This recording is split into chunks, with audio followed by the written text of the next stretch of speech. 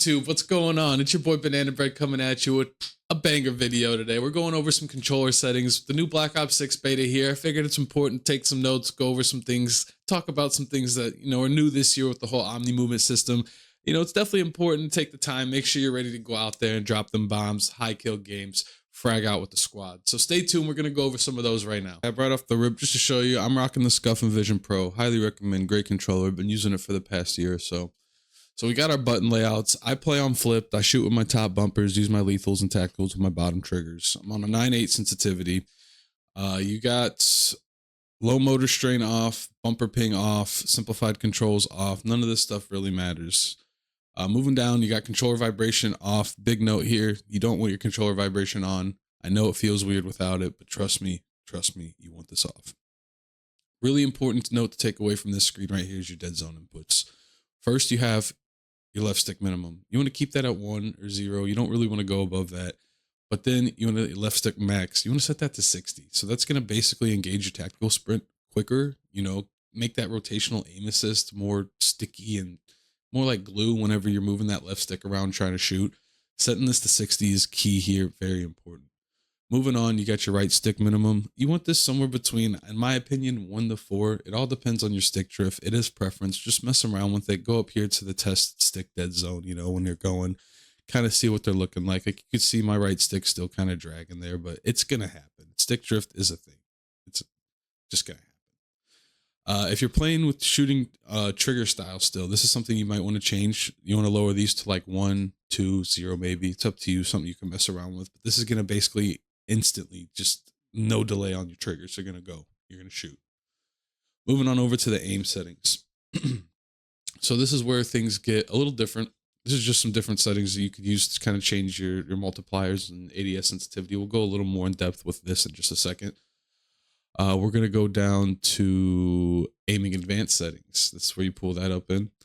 You got your aim response curve type. This is big here. You want dynamic. This is going to be able to give you more of just that easier flow with your aim assist, for the aggressive, it's ideal, like they say, for the more experienced players, faster starting movement slows down the aim rating for you. It's the S curve style for the mapping. It's what everyone uses. This is what you want here. Transition timing, you want that on instant. Custom sensitivity per zoom. This is where you want to go in and change some things.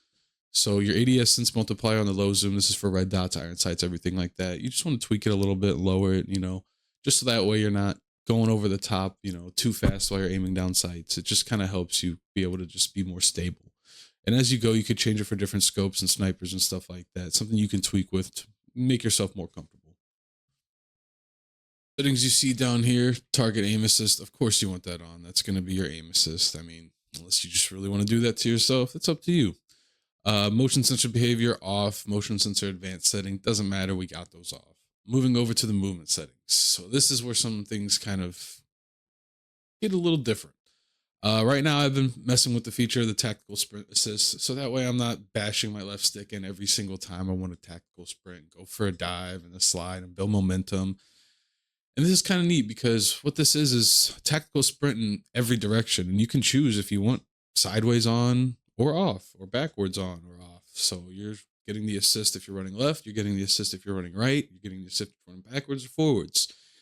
And a big thing here is to make sure that your sprint assist delay is set to 0. For some reason, not a lot of people even knew that this setting was a thing, and they were noticing a big delay in their sprint, and they'd go and look at this and it'd be set to 50 or something stupid. So you want that at 0. That's going to be instant for you.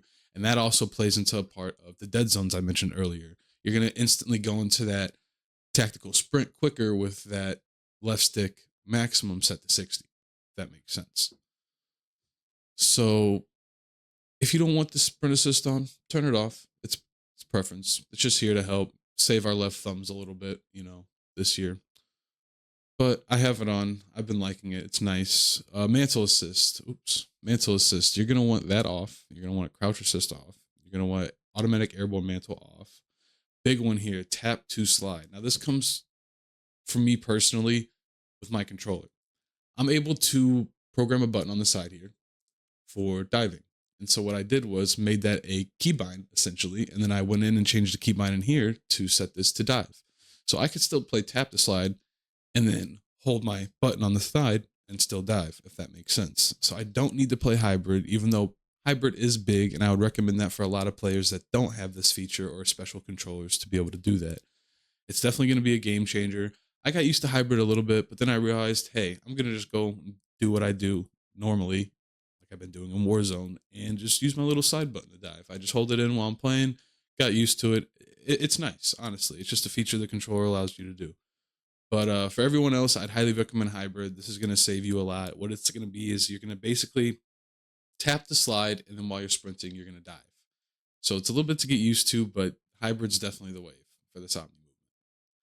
Auto door peek on. This is going to just kind of help you peek through things a little bit, give you a little bit more of a lean with it in a way. It's preference. You can have it on, you can have it off. It's up to you.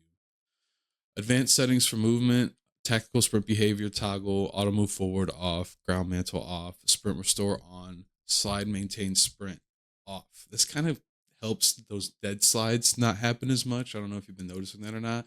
Might get some dead slides here and there. You turn this setting off, I feel like it definitely helps that be a little more smoother. Tactical sprint behavior, single tap sprint. You don't want to be double clicking the sprint and all this stuff. Just keep it single tap, tactical sprint, and you'll be a-okay. Plunging underwater, you want that on trigger, and sprinting door bash on. This allows you to just bash the door while you're sprinting. It's just more fluent. And then lastly, bringing us to the combat tab, we're going to have aim down sights behavior at hold.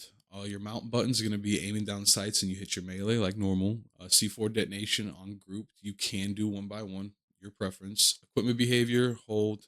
Manual fire behavior, press. And then we got the advanced settings here. It's just your basic stuff for your pings and tactical sprint and stuff like that. Stuff you don't really need to change here. I would leave it alone. I haven't changed anything here. If you want to do like sprint cancels reload, that's feature. They have it in here. Up to you. All preference here.